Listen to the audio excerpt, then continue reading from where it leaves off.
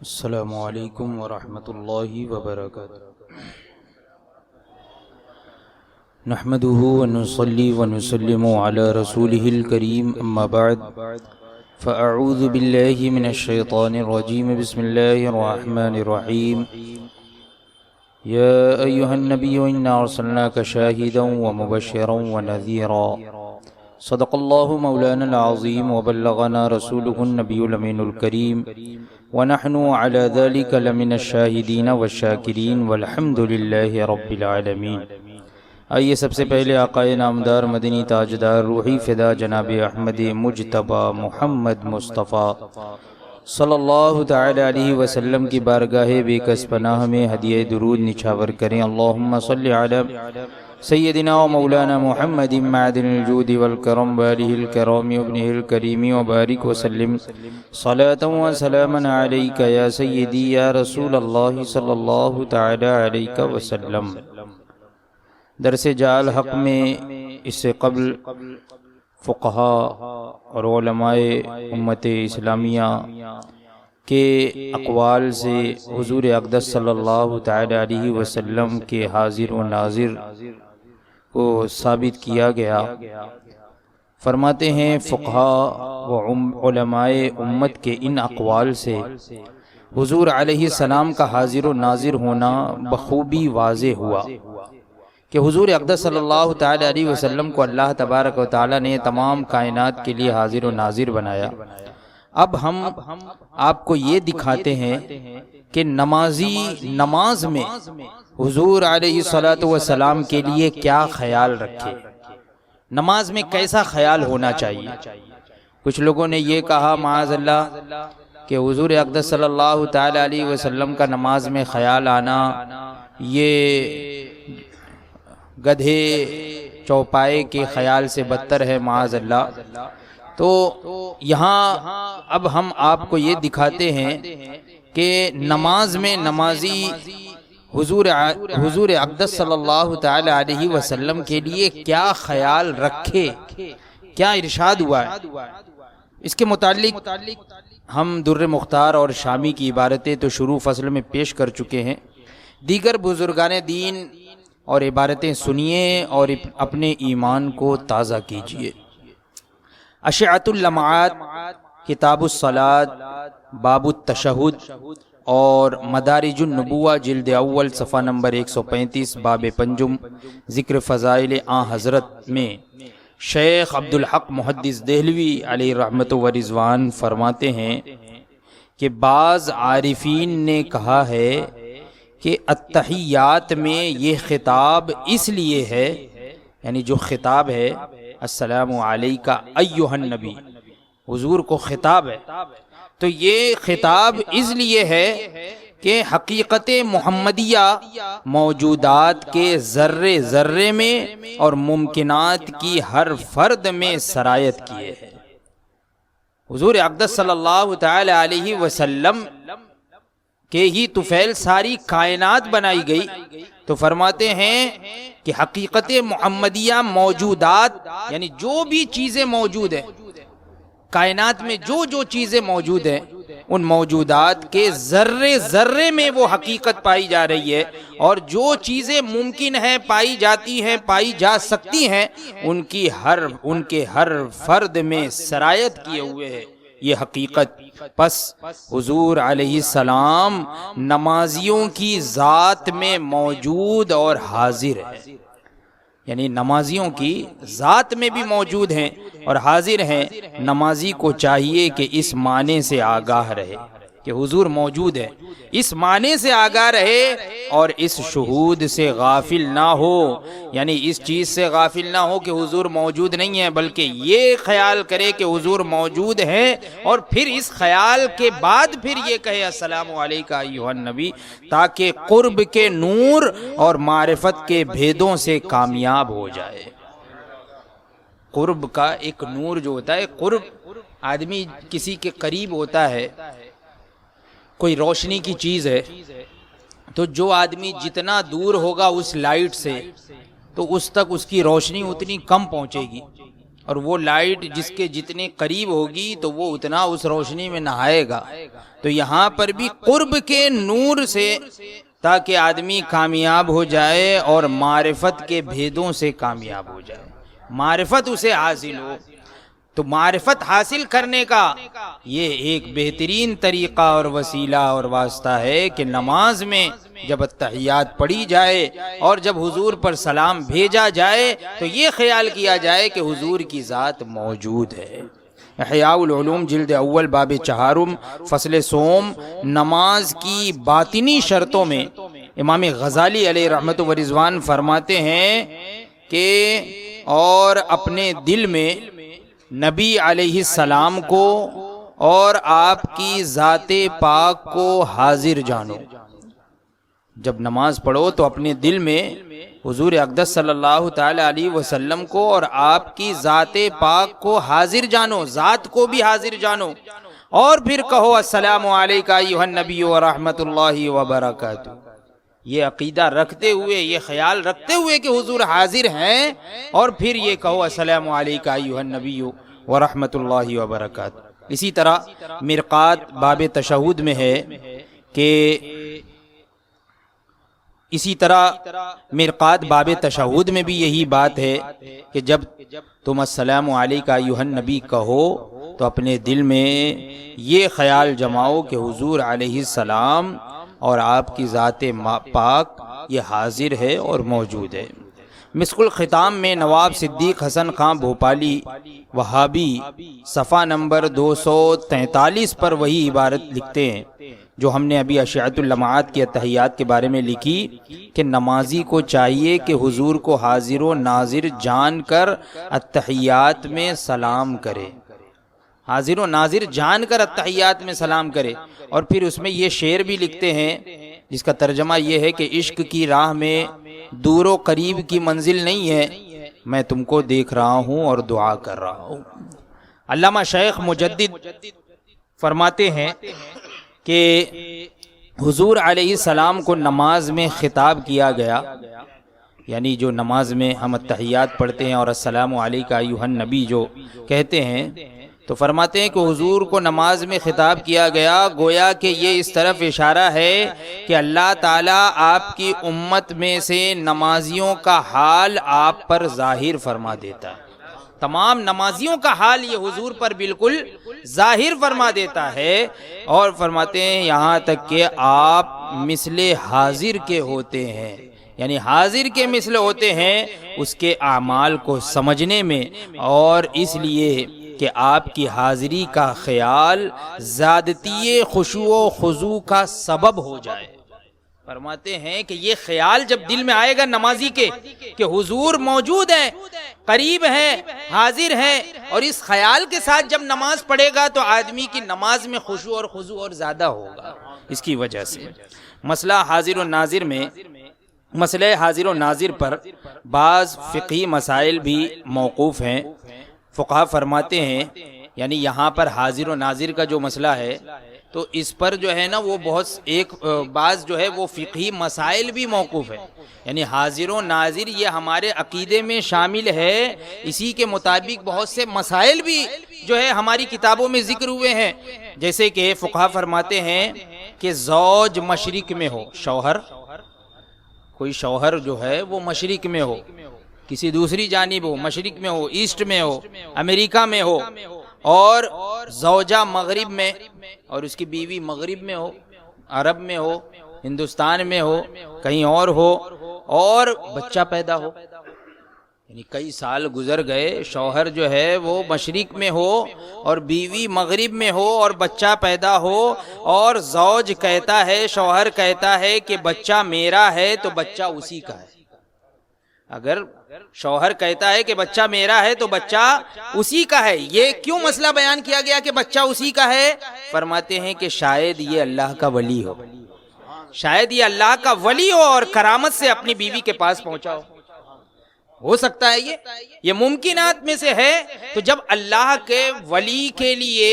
فقہائے کرام یہ حاضر و ناظر مان رہے ہیں کہ سینکڑوں ہزاروں میل طے کر کے وہ فوراً پہنچ سکتا ہے وہاں پر، تو حضور اقدس صلی اللہ تعالی علیہ وسلم کو کیوں نہ حاضر و ناظر مانے؟ تو وہی فرماتے کہ دیکھیں یہ فقہی مسئلہ ہے، اسی وجہ سے اگر شوہر ہے طلاق نہیں دیا ہے، بیوی کہیں اور ہے،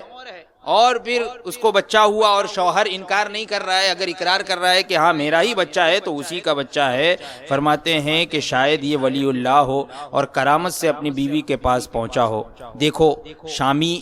جلد دوم باب ثبوت النسب، اس میں یہ بات ذکر ہے، اور شامی جلد سوم باب المرتد، مطلب کرامت اولیاء میں ہے کہ اور راستے طے کرنا بھی اسی کرامت میں سے ہے، یعنی کئی ہزار میل راستے طے کر لینا یہ اسی کرامت میں سے ہے، حضور کے فرمانے کی وجہ سے کہ میرے لیے زمین سمیٹ دی گئی۔ تو اس پر وہ مسئلہ دلالت کرتا ہے جو فقہا نے کہا کہ کوئی شخص مشرق میں ہو اور مغرب میں رہنے والی عورت سے نکاح کرے، پھر وہ عورت بچہ جنے تو بچہ اس مرد سے ملحق ہوگا، یعنی اسی کا مانا جائے گا۔ اور تاتار خانیہ میں ہے کہ یہ مسئلہ اس کرامت کے جائز ہونے کی تائید کرتا ہے، یعنی یہ مسئلہ جب صحیح ہے تو اس کا مطلب وہ کرامت بھی صحیح ہے، یعنی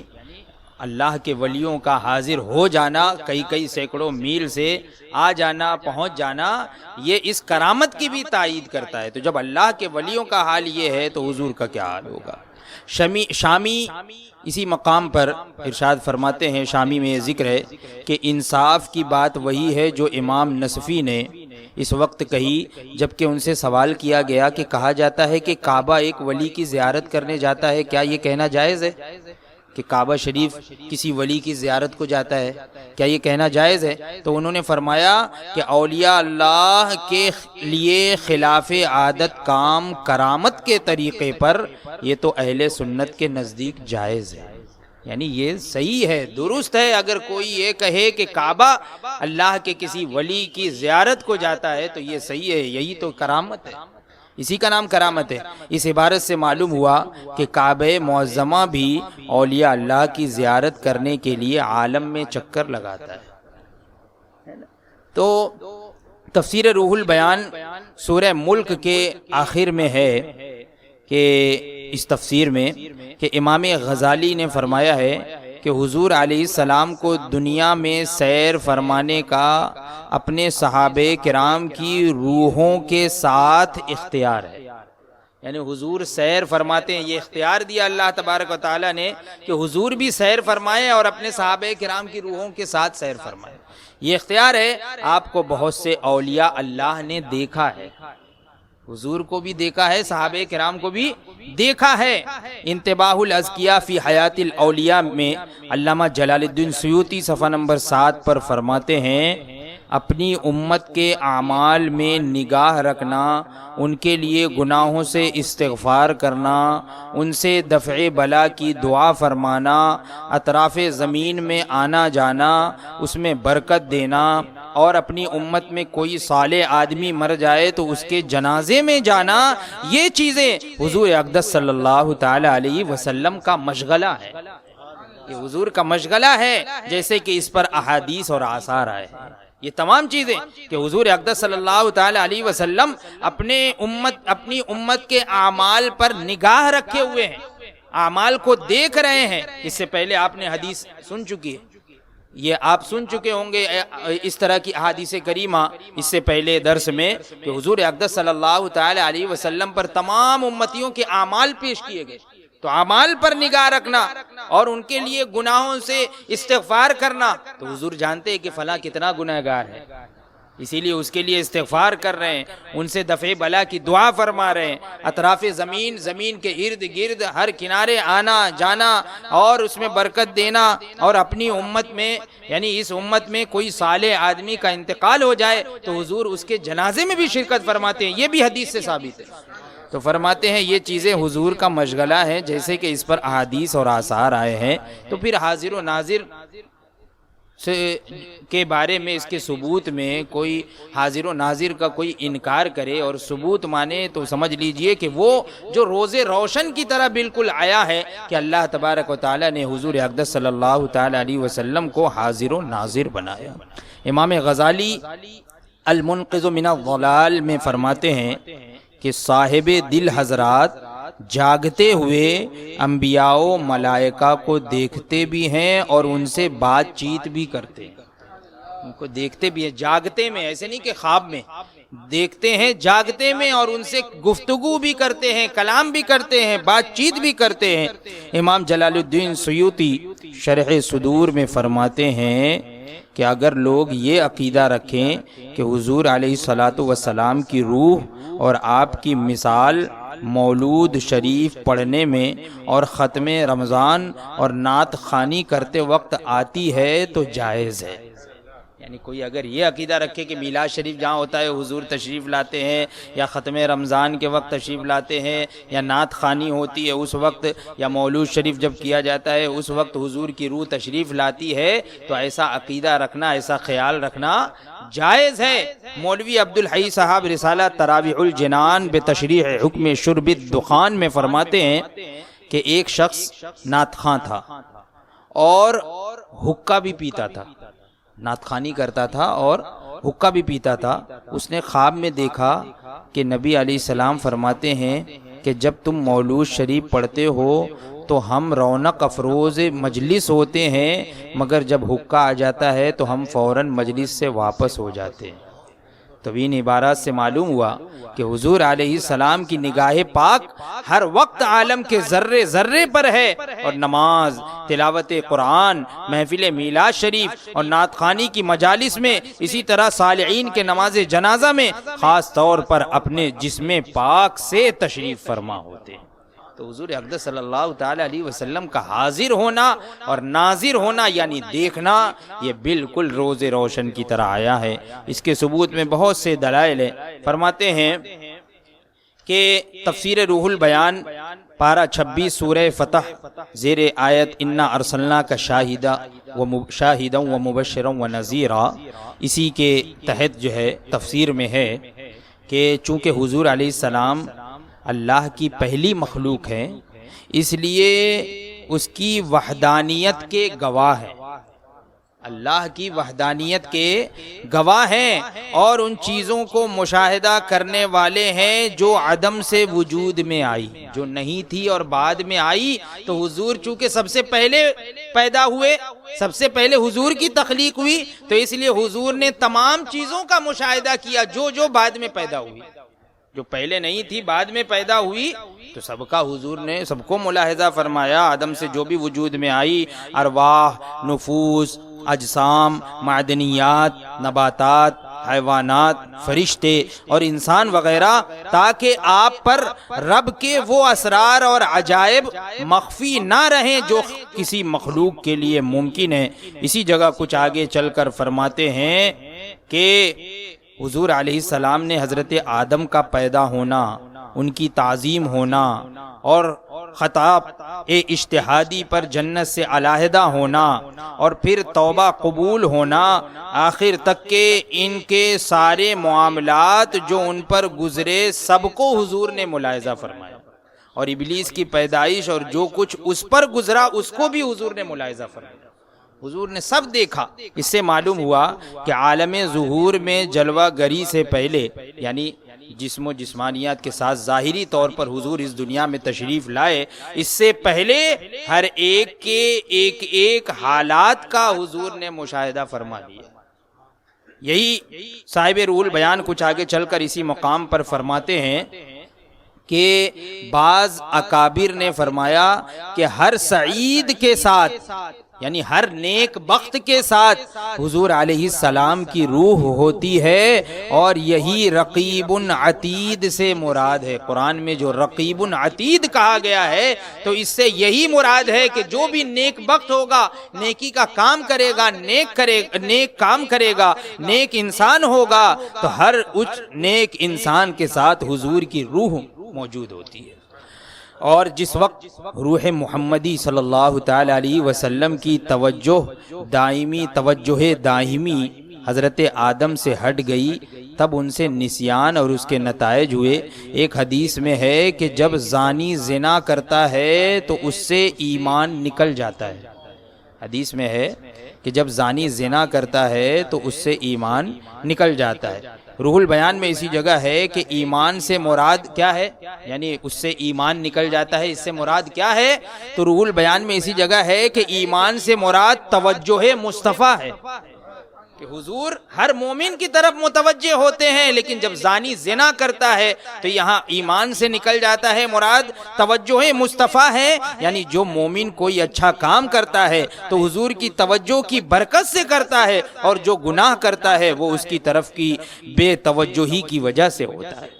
تو اس سے حضور کا حاضر و ناظر ہونا یہ بخوبی ثابت ہوا۔ امام اعظم ابو حنیفہ رضی اللہ تعالی عنہ قصیدہ نعمان میں فرماتے ہیں کہ جب میں سنتا ہوں تو آپ ہی کا ذکر سنتا ہوں، وَإِذَا سَمِعْتُ